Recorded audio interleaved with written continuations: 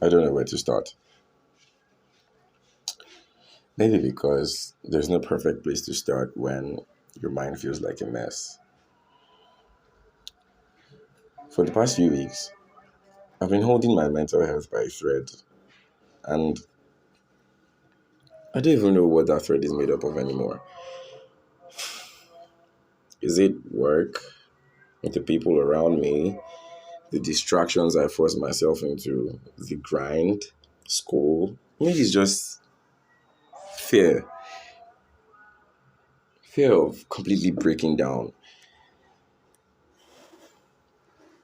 And I know I'm not the only one who feels this way. So maybe if you're listening right now and you're feeling like you're drowning in your own thoughts, maybe no one has told you lately, so don't be the one to say it. You're not weak.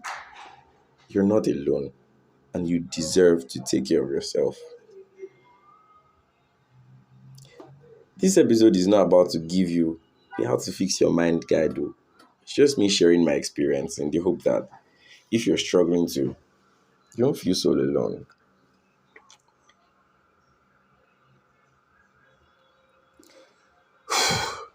So let's be real. Some days feel unbearable. I mean, let's face it, you wake up, before you even open your eyes fully, the weight of everything rushes in. I don't know if it's only me, but sometimes before that split second before you wake up, your dream starts to feel like everything is flooding in and like your brain never really rested. And I'm just waiting for you to wake up so you to like start overthinking again. And I've had moments where I completely lost it, where I completely felt lost. I mean, where I sat in my bathroom staring at nothing, feeling everything and nothing at the same time. I've taken long walks, and trust me, they're real long walks to places I don't even know. Not because I had the place I was going or a destination, but just because I just wanted to escape. Because I needed to fucking breathe. And in those moments, I asked myself, what's the point of this? Why am I even in this place? What am I doing here? And then there's people, the ones around who don't even know how to help. And there's some who don't even notice. And when they do, you feel like a burden. Oh, my, it's too much, it's too much. Like your problems are just too much for them. And you just start to be normal. You start to withdraw. You start to fake smiles. You start to act like everything is fine. Because explaining too much will be so exhausting. And you know what? There's something weird I've realized about myself.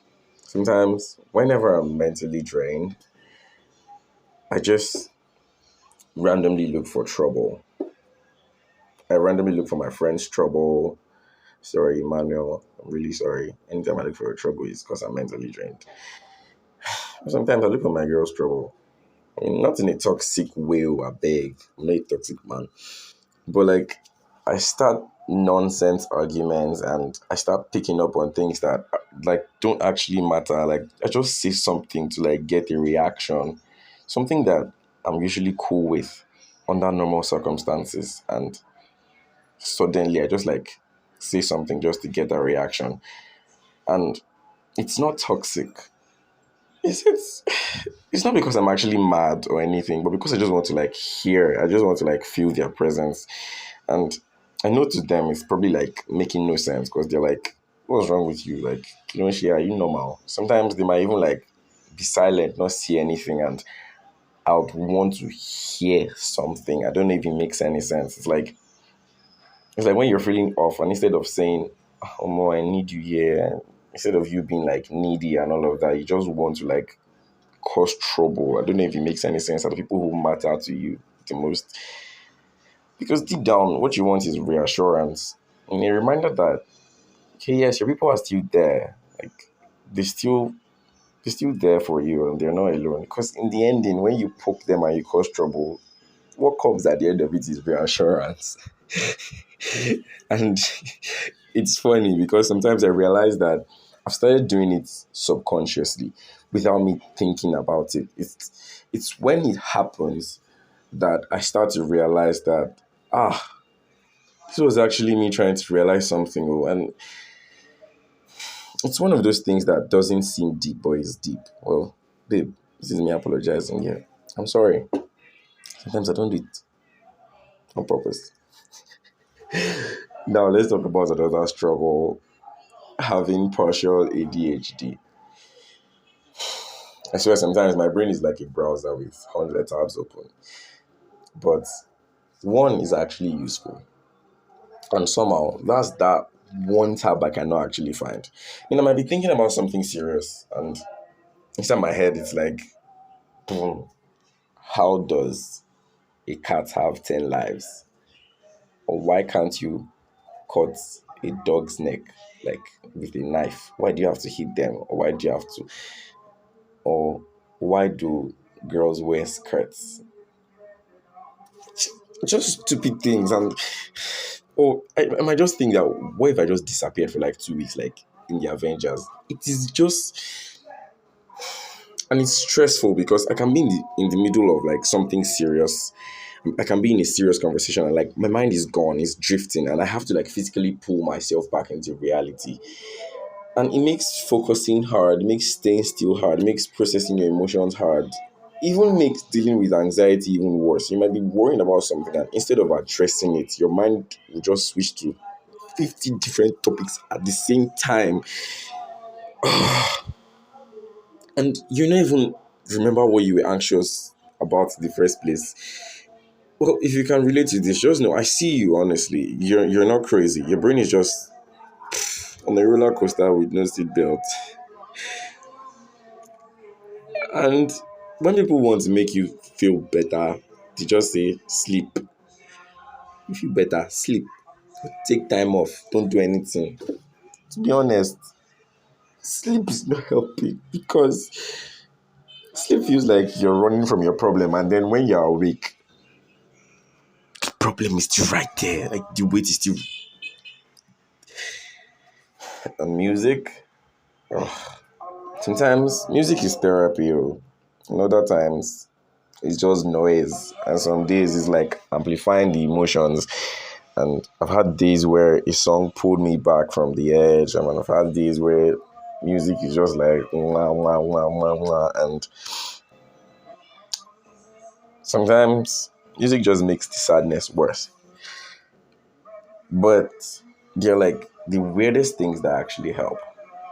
I mean, before I decided to write this script, I listened to a podcast which my friend runs.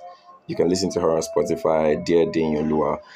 I was just randomly listening to her podcast and like her voice and the background music like just changed something, like just reduced my stress level. And sometimes so one of the weirdest things I do is, I don't know if it's weird, but if you're a lover person, you can like just go back to your old chats like with your babe and like listen to the voice notes. I do that a lot of times. Sometimes it might be when I'm like seriously in the middle of a crazy moment or a panic attack. Instead of just calling, I just listen to a voice note that she had sent earlier or pictures, maybe saved snaps.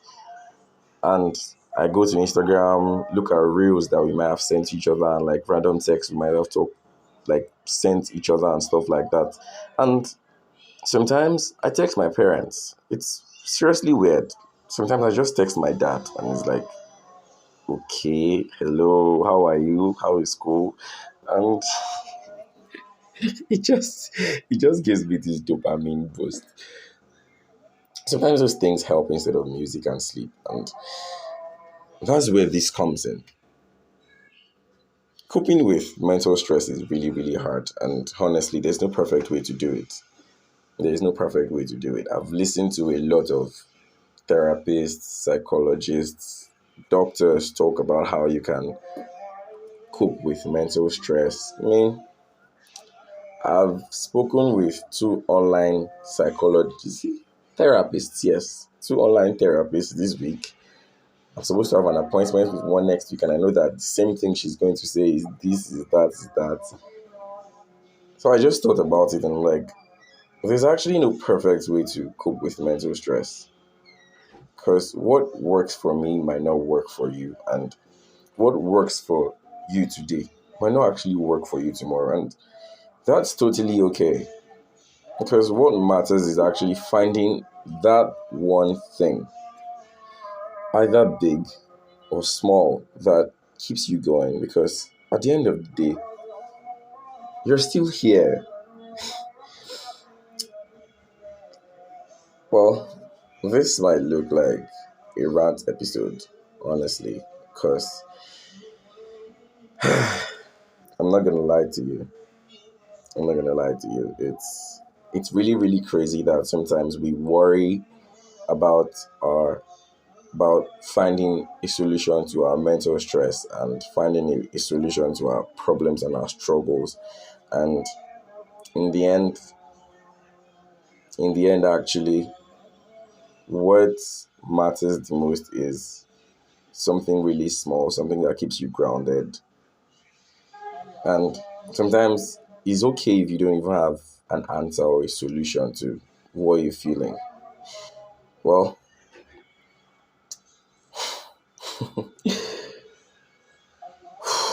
I'm supposed to do something motivational, I guess.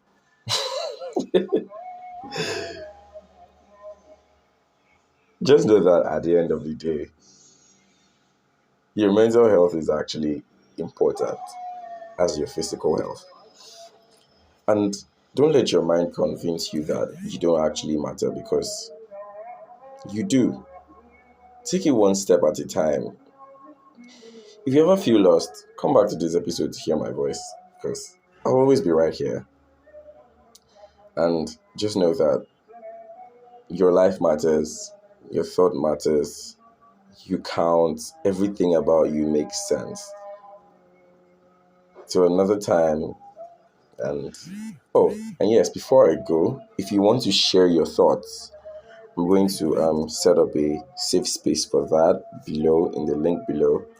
So you can use that link to answer simple questions and just let out what's on your mind, anonymously or not. No pressure. It's just a place to be heard. You can look at the link in the podcast description. Jesus Christ. You can look at the podcast description. So I've got a little link there. Note, I'm not a therapist, please. It's just a safe space for you to like talk either via email, anonymously, or on WhatsApp if you want to actually share your story personally. So either way, I've got you. Till next episode, I'm in Isaac. Bye bye.